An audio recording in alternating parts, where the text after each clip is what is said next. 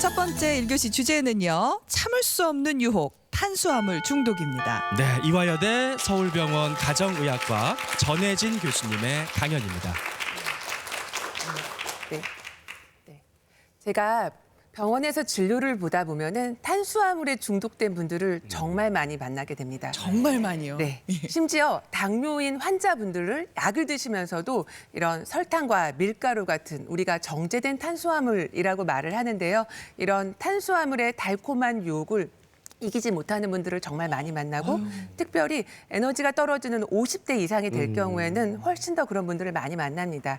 우리나라는 하루 에너지 섭취량의 55에서 65% 정도만 탄수화물로 에너지를 받아들이세요라고 말씀을 드리는데 사실 70% 정도를 탄수화물로 섭취하고 있다라고 말씀을 하고요. 가장 큰 문제는 75세 이상의 어머님들은 77%를 탄수화물을 통해서 에너지를 섭취하는 게 가장 큰 문제입니다. 많네요, 진짜. 밥심이다. 그럼 밥심입니다. 쌀밥, 네. 빵, 떡 이런 거 맞습니다. 드시거든요. 네, 그래서 오늘 가장 기억에 남는 특별히 40대 당뇨 환자를 한번 소개시켜 드리려고 젊으네요. 합니다. 네, 젊은 환자시네요. 젊은 당뇨 환자셨었는데 너무나 탄수화물의 중독도가 심해서 제가 단맛 선호도를 평가하는 미각 선호도 검사를 했습니다. 이 검사 자체는 우리가 5가지 용액을 통해서 어느 정도의 맛이 가장 단지를 느껴보고 웹 프로그램을 통해서 본인의 이제 선호도와 식습관을 조사하는 건데요. 이분의 결과는 어땠을까요? 화면을 통해서 한번 결과를 보여드리도록 어느 하겠습니다. 정도인 거예요, 저 정도가? 네, 우리가 5가지로 해서 초록색부터 가장 나쁜 5단계는 매우 달게 먹는 편에 매우 속하게 달게 됩니다. 먹는다. 네. 어떻게 평소에 먹기에 매우 달게 먹는 걸까요? 네, 사실은 이분은 탄수화물 이거 거의 중독에 해당되는 정도고 가장 심각한 정도였었는데요. 배가 고프지 않아도 꼭 먹어야 되는 그런 정도에 되고 있고 마치 우리가 살기 위해서 예. 배가 고프지 않아도 에너지를 끌어올리기 위해서가 아니라 그냥 먹어야 되는 겁니다. 그래서 스트레스가 받을 때 우리가 음식을 먹고 싶은 것처럼 마음이 헛헛해서 먹어야 되는 것처럼 이런 걸 우리가 가짜 배고픔이다라고 말을 하거든요. 그래서 그냥 무언가를 먹어야 채워지는 그런 마음 이런 게 드는 것들이 바로 탄수화물에 중독되어져 있다라고 하고 이분이 바로 그랬습니다. 그래서 밥보다는 라면이나 빵이나 떡을 먹어야 되고 일을 하실 때는 이제 과자는 먹을 수 없으니까 봉지 커피 수시로 먹게 되고 그 믹스된 네, 거요. 집에 예. 돌아와서는 아이들하고 간식으로는 쉽게 먹는 과자와 음료수와 아이스크림 그리고 스트레스를 받을 때는 봉지 과자를 뜯게 되는데 뜯으면 멈출 수가 없거든요. 그렇죠. 맞아요. 끝을 네. 봐야 됩니다. 끝까지. 네. 예. 그래서 혈액 검사를 했을 때 본인의 결과를 보고 너무나 놀라게 되는 겁니다. 그리고 당뇨가 점점 심해지고 약도 늘어나게 되고 1년 사이에 체중은 7kg이 어우. 증가됩니다. 아이고. 그래서 본인도 너무 놀라서 어떻게 해야 될까라고 했을 때 저는 일단 탄수화물 한 가지만 끊어보실까요? 라고 해서 2주 정도만 탄수화물을 끊었을 때 정말 놀라울 정도로 혈액 검사와 체중이 변화하는 걸 봤는데 예. 가장 인상 깊었던 건 이 환자분이 정말 탄수화물 하나만 끊었을 뿐인데 라는 말씀을 저에게 남겼거든요. 그래서 근데 이게요 탄수화물 하나만이라고 교수님 말씀하시지만 그 하나가 정말 힘들어요. 네, 이게 그렇지. 맞습니다. 자꾸 이게 당기거든요. 네. 빵 네, 먹고 네. 싶고. 네, 이런 탄수화물 하나만 끊는 것이 정말로 큰 변화를 일으킬 수 있고 사실은 어렵지만 불가능하지 않습니다라는 말씀을 꼭 드리고 싶습니다. 그래서 오늘 이런 탄수화물의 중독, 그래서 사실은 끊을 수 없는 악순환의 고리다라고 말씀을 드리는데요. 특별히 이런 빵이나 과자나 초콜릿이나 이런 입안에 들어왔을 때 달콤함을 주는 아이들이라고 하는데 사실은 그냥 당이 아니라 나쁜 당입니다. 들어왔을 때 빠르게 혈당을 올리거든요. 하고 뇌에서는 도파민이 분비됨으로써 쾌감을 주고 행복감을 줍니다. 하지만 혈당이 올라갔기 때문에 예. 췌장에서는 빨리 내리려고 인슐린을 많이 분비되는데 빠르게 올라가는 혈당은 또 빠르게 내려가서 저혈당이 빠지게 되고 또 스트레스 호르몬이 나오고 우리 몸은 또 이게 혈당이 떨어졌나 싶어서 빨리 또 당을 또 당기게 되고요. 악순환이네요. 네, 예. 뇌에서는 도파민이 또 올라갔을 때 수용체가 또 변화돼서 도파민 요구량이 더 많아지고 빨리 또 먹어야 되는 그래서 이게 우리가 마치 쳇바퀴처럼 내려오지 못하는 그 고리에서 그러니까요. 계속 단 음식을 단겨하는 그런 상황이 됩니다. 근데 그래서 저는 실제로 저기 아침마당 들어오기 전에 초콜릿 하나를 먹거든요. 네. 아 진짜 약간 아니 뭔가 어제 그렇게 드시고도 또 드셨어요. 책상 서랍에 있고 네. 좀 피곤하거나 스트레스 받거나 네. 혹은 뭐 이렇게 생방송 앞두거나 이러면 예. 뭔가 좀 반짝 좋아지는 것 같은데 네. 진짜 그렇더라고요. 반짝 예. 좋아지는 것 같은데 뭐 이유가 있는 건가요? 맞습니다. 이제 탄수화물 자체는 우리 몸에 들어왔을 때 포도당으로 전환돼서 에너지로 쓰이는데 이런 초콜릿, 이제 나쁜 당이라고 말했지만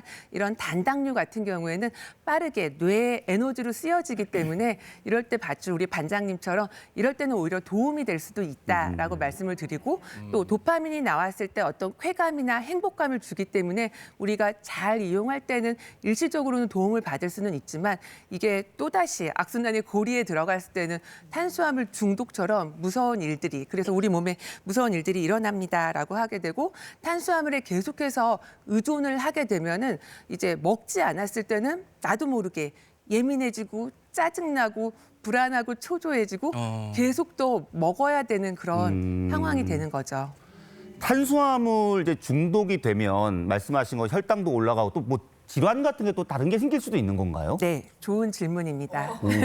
네, 탄수화물 같은 경우에는 사실 중독이 유발하는 것들이 많이 먹는 것뿐만이 아니라 질환을 일으켜서 더 문제가 됩니다. 그래서 그렇군요. 적당량을 먹었을 때는 서두에 말씀드렸던 것처럼 우리 몸에 필요한 에너지이기 때문에 잘 쓸 수도 있고 아까 말씀드린 것처럼 뇌에 좋은 에너지를 공급을 하지만 과잉으로 복용했을 때는 지방으로 전환되기 때문에 지방간이 될 수도 있고요. 네. 또 복부 비만으로 이어질 수도 있습니다.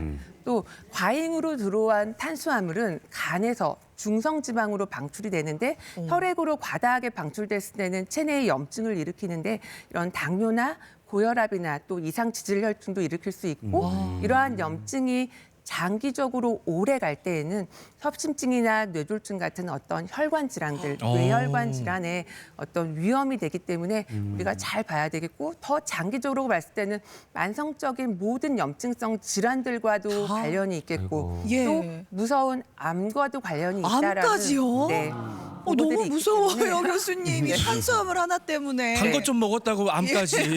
네, 맞습니다. 무섭네요. 예. 그래서 결과적으로 탄수화물은 우리 몸에 굉장히 끔찍한 악영향을 미치는 것인데 끊기는 굉장히 어렵기 때문에 일단은 중독되지 않는 게 중요할 것 같습니다. 그래서 예. 일단 탄수화물에 이런 무서운 악영향에 끼쳤던 또 다른 환자분 한 분을 소개시켜드리고 예. 싶습니다. 예.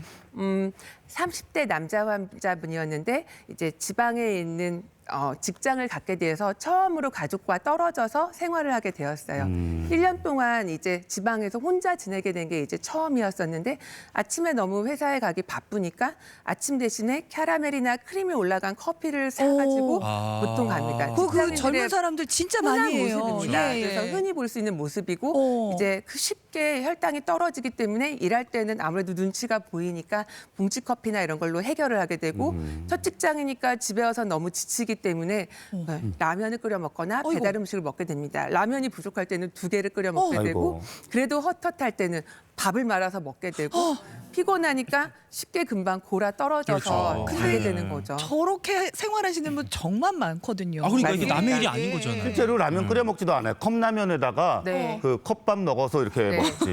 너무 쉽게 먹을 수 있게 네. 잘 나와져 있는 네. 게 또 하나의 문제다라고 생각을 하는데요.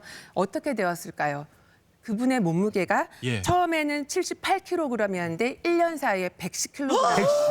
예. 어머. 그리고 배가 늘어나는 것은 그만이고요. 예. 코골이가 생기고 어머. 허리와 무릎에 통증이 생기고 그래서 오랜만에 보셨던 어머님이 바로 데리고 진짜 저에게 못 와서 만나게 알아보실 됩니다. 수도 네. 있었겠어요. 예. 그래서 이분은 나는 별로 많이 먹지도 않고 2끼밖에 안 먹었는데 이게 무슨 일인가라고 얘기를 했었는데요. 그러니까요. 예. 사실은 그 안에 문제가 있습니다. 이렇게 먹으면 결국에는 탄수화물의 중독, 그 탄수화물 안에서 해결하지 못했던 것이었거든요. 그래서 사실은 이런 문제들을 이제 결국에는 있는 탄수화물 하나씩 줄이고 해서 많이 해결이 돼서 건강하게 지내고 계시기는 합니다. 예. 그래서 탄수화물이 이렇게 위험하다라는 말씀을 꼭 근데 드리고 저는 그런 생각이 드는 게 네. 저도 탄수화물 좋아하거든요. 네. 근데 전 중독은 아닌 것 같은데. 네. 근데 왜냐면 원래- 중독은 좀 심한 아니 거잖아요. 근데 원래 중독자가 자기 중독이라고 말하는 걸 내가 본 적이 없어. 아니, 그래서 저는 보통은 아니라 그러지. 중독이다 아니다를 판별할 수 있는 뭐가 있지 않을까요? 그러니까 자가 네. 진단법 없어요, 교수님? 간단하게 보여드리도록 하겠습니다. 그래서 10가지 항목이 있는데요. 건강보험심사평가원에서 말하는 것인데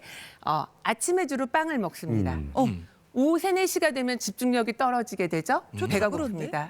그리고 주위에 항상 간식, 초콜릿이나 과자를 두는 분들, 야식을 먹지 않으면 잠이 오지 않습니다. 이런 여러 가지 항목들을 잘 보시고 예. 3개가 되면 중독의 가능성, 4개에서 6개면 중독의 위험, 7개 이상이면 거의 중독이 의심된다. 저기에서 라고 단 말씀드려야 음식을 될것 같습니다.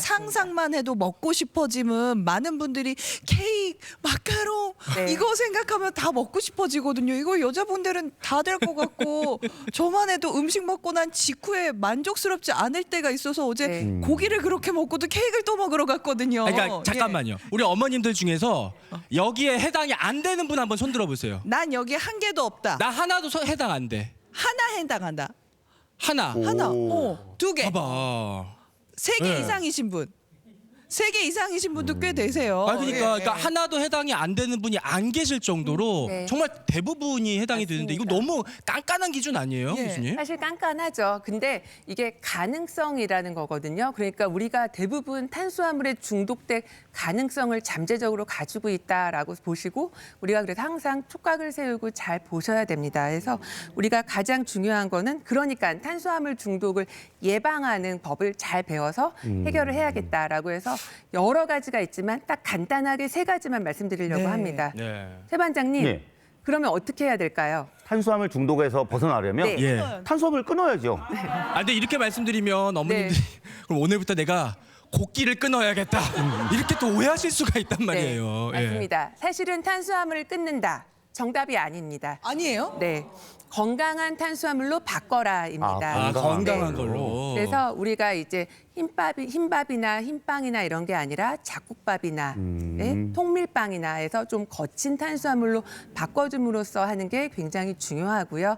2번째는 과일은 괜찮겠지라고 생각해서 식전에도 식후에도 입이 심심할 때 과일은 간식으로 좋아라고 생각을 하시는데 사실은 과일은 먹어야 된다면 섬유질이 많은 과일, 수분이 많은 과일을 먹어야 한다면 식후 바로 드시지 마시고 식전에 전에. 드시면 좋을 것 같습니다. 그래서 수분이 많고 사과나 그런 게- 블루베리나 뭐 감귤, 뭐 수박 이런 경우가 훨씬 더 좋을 것 같고요. 네. 마지막으로 스트레스는 받으면 탄수화물이 땡기는 것처럼 스트레스를 잘 관리해야 예, 예. 탄수화물에 중독되지 않을 수 있다라는 것을 꼭 기억하시면 좋을 것 같습니다. 근데 중요한 거는 스트레스를 받으면 단 음식으로 해결하려고 하는 나의 습관 이것 자체가 어떤 식욕 중추에 있어서의 나는 문제가 있을 수 있다는 겁니다.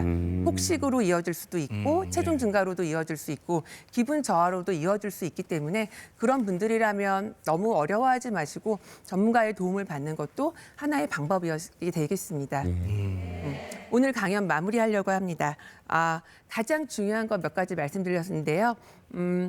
중독은 이렇게 내 건강에 좋지 않은 것을 알면서도 그래서 나의 건강과 사회생활을 해치는 것을 알면서도 계속 집착적으로 반복적으로 이 행동을 하는 것이라고 알려져 있습니다. 그래서 탄수화물이 나쁜 것, 탄수화물이 지금 필요하지 않는다는 걸 알지만 끊지 못하는 거지만 하나씩 해결하다 보면 가랑비에 옷 젖듯 어느새 탄수화물의 유혹으로부터 내가 벗어나고 언젠가 건강한 나를 발견할 수 있습니다. 내년, 다음 주, 다음 달이 아니라 바로 오늘 지금 시작해 보시면 좋겠습니다. 지금 그러니까요. 알겠습니다. 예.